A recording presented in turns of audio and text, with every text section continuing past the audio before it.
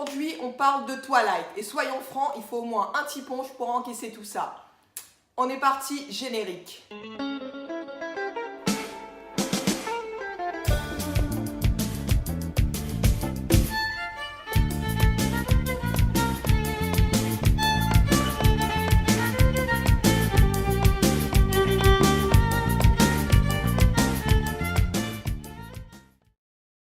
Alors pourquoi Twilight? Le sujet est assez vieux, le bouquin est sorti dans les années 2000. Pourquoi, Émilie, est-ce que tu en parles aujourd'hui? À cause de ça. Oui, c'est sorti en 2015. Qu'est-ce que c'est? C'est une réécriture de Twilight 1 en changeant le genre de tous les personnages pour montrer que Bella n'est pas la petite fille soumise et docile qu'on pensait. Donc l'auteur, au lieu de présenter ses excuses en disant « Oui, effectivement, mon personnage était un peu faible », non, elle réécrit un bouquin en transformant Edward en Edith, Bella en Beaufort. Je te laisse imaginer que ça marche tout aussi bien. La réponse est non. En plus, elle a vendu ce bouquin pour faire de la... Elle a vendu ce bouquin avec énormément d'erreurs. Juste une au hasard.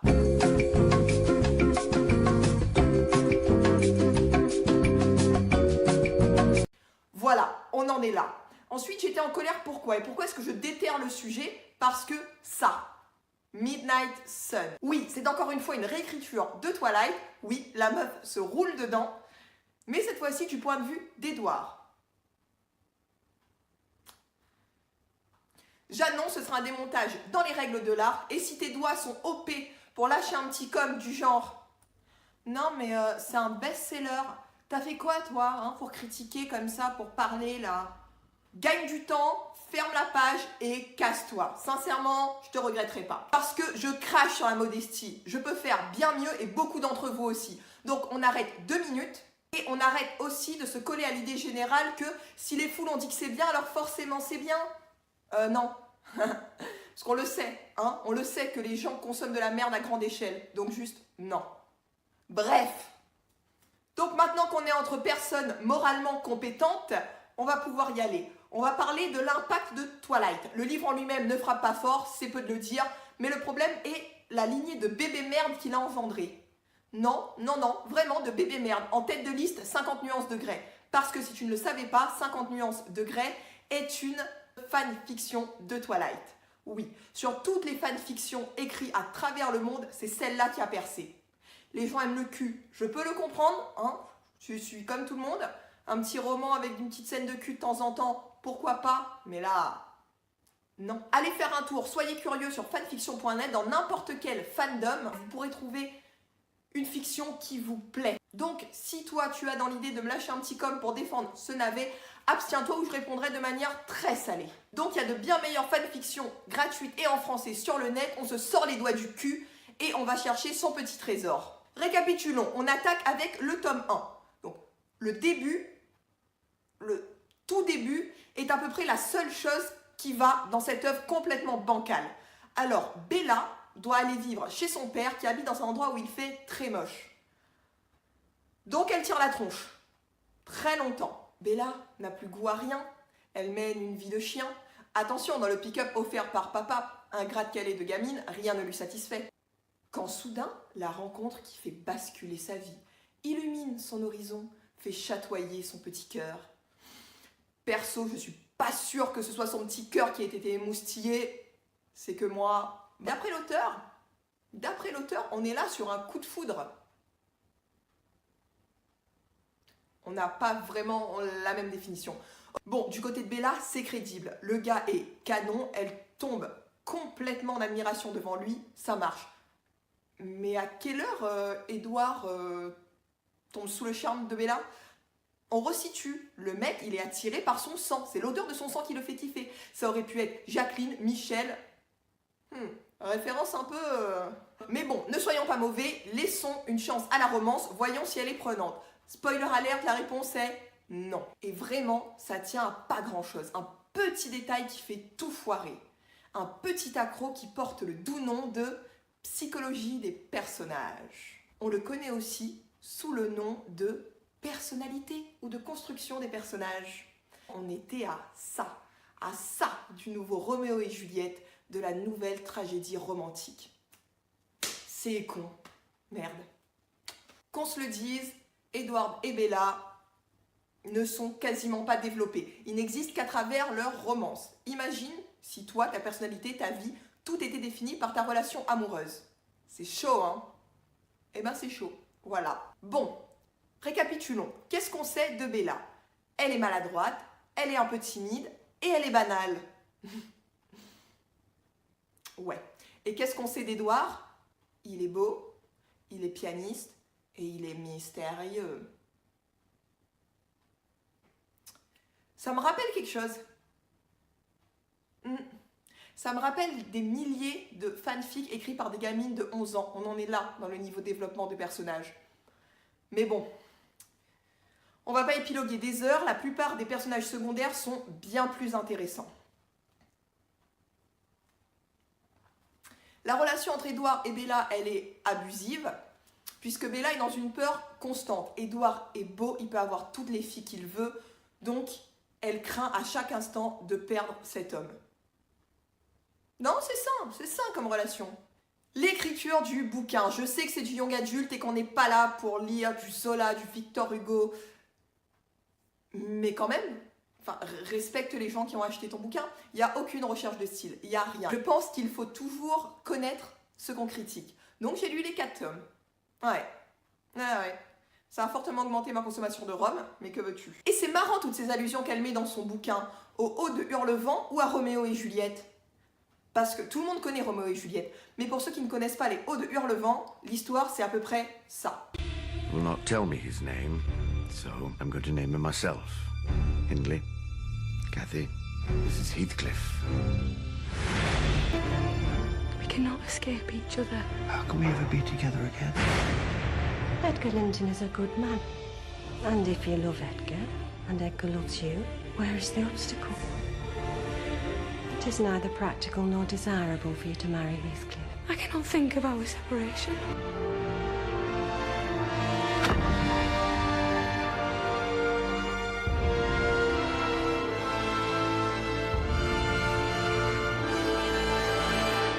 C'est autre chose que Twilight, hein. Mais on a l'impression qu'en mettant ces références, elle essaye de pousser le truc au calme, du genre « Regarde, moi aussi j'ai des amants maudits, moi aussi c'est une tragédie romantique. » Si tu veux, Stéphanie. Ok. Franchement, si ça te fait plaisir, on va dire oui, personne ne la regarde, personne lui parle, et on dit oui. Je suis presque à sec, faudra faire vite. Alors, globalement, l'intrigue. Tome 1. Edward aime Bella, Bella aime Edward, coup de foudre. Et tout ça pour des raisons un peu obscures, mais c'est pas grave. Après, si j'étais de bonne foi... Non, c'est pas possible ça. Quand t'es en couple avec quelqu'un, quand t'es amoureux, il y a un feeling particulier. Mais là, dans l'entièreté des 4 tomes, il doit avoir quelques moments mignons. 3 ou 4, pas plus. Le reste, c'est une gêne constante. Exactement ce qu'on peut voir dans le film. C'est gênant pareil. Mais on s'en fout. Coup de foudre, ferme ta gueule. Donc dans ce bouquin, ils s'aiment, mais Edward veut la protéger de lui-même. Donc il fait les choix les plus débiles qui soient. Tome 2. Edward la laisse pour la protéger. Et là, Bella tombe en dépression. Alors, il faut savoir que la dépression, les gars, c'est un sujet sérieux. C'est une vraie maladie. Et c'est un cercle vicieux, c'est quelque chose dans lequel on tombe tout doucement, c'est insidieux. On ne passe pas de l'étape petite peine de cœur à position fétale dans une forêt et à 2 pages plus loin, j'ai envie de mourir. Et je me mets en danger parce que je le vois dans mes rêves quand je me mets en danger. Je comprends le mal-être de la nana, mais là c'est retranscrit de manière over the top. Non, non. Connais ton sujet avant de parler. Bref, tome 3, qui est là juste pour faire de la... Tome 4. Bella est enceinte, Bella accouche, Bella se meurt, Edward la mord pour ne pas qu'elle meure et du coup la transforme. Donc du coup on te fiste les 3 tomes, hein. Tu as attendu tout ce temps-là, tu as galéré à essayer de comprendre les motivations et les enjeux, tout ça pour que non, finalement elle se transforme. C'est cool. Et là, on a Bella en mode pouvoir. C'est un Deus Ex Machina à elle toute seule. Elle a des pouvoirs qui feraient rougir le phénix. Ah, désolé, Jean, mais c'est comme ça. Les Volturi menacent d'attaquer car ils pensent que Renesmee, l'enfant d'Edward et Bella, est un nouveau-né. Ils arrivent, constatent que non, ils repartent. Fin. On a une histoire d'amour mal foutue, un thème vampirique qui est utilisé juste pour mettre des barrières entre ces deux abrutis parce que sinon l'histoire serait encore moins intéressante. Non, là je crois qu'on tient quelque chose, la recette du succès. Prenez n'importe quel thème qui est un peu en vogue, même si c'est un peu usé maintenant, mais loup-garou, zombie, dystopie, ce que vous voulez. Vous serez bien. Vous choisissez une héroïne un peu cucu à qui n'importe qui peut s'identifier, un mec ténébreux, mystérieux, un peu beau gosse. Et ensuite, vous prenez le sujet que vous avez choisi, vous le mettez au milieu pour faire barrière. Le mec est un loup-garou, la nana vit dans un système oppressif, le mec fait partie des privilégiés, on peut inverser. Une invasion zombie les sépare et ils sont dans deux endroits différents avec des manières de gérer les cités différentes. Et ces deux entités n'arrivent pas à accrocher ensemble, donc ils sont ennemis, mais il y a aussi les zombies. Non, franchement, tu peux tout faire avec un peu d'imagination. Surtout, attention, ne développe pas l'univers. On ne doit avoir aucune référence politique, on ne doit pas comprendre quelles sont les origines, on ne doit pas comprendre les motivations des gens qui sont derrière tout ça. Non, non, vraiment, reste le plus vague possible et reste sur une histoire d'amour bien plan-plan et bien nulle. Succès! Alors maintenant, on va parler d'un truc qui me fait littéralement péter un câble. L'imprégnation. C'est pas un truc de gros pédophile, ça? Non, parce que les mecs, ils s'imprègnent quand même de bébés ou de gamines dans le plus grand des calmes. Vraiment. Personne ne dit rien, ça ne choque personne. Non, mais toi, Jean, t'as rien compris à l'imprégnation. C'est juste que quand elles sont petites, eux, ils arrêtent de vieillir pour les attendre. Et en vrai, c'est un peu comme leurs oncles, ou comme leurs grands frères, ou comme un cousin, quoi. Enfin, c'est simple, non? Ah, parce que c'est censé me rassurer, ça.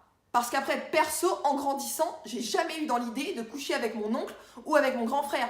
Mais c'est peut-être que moi, hein. Non mais sérieux, il n'y a rien qui va dans ce concept trop sale.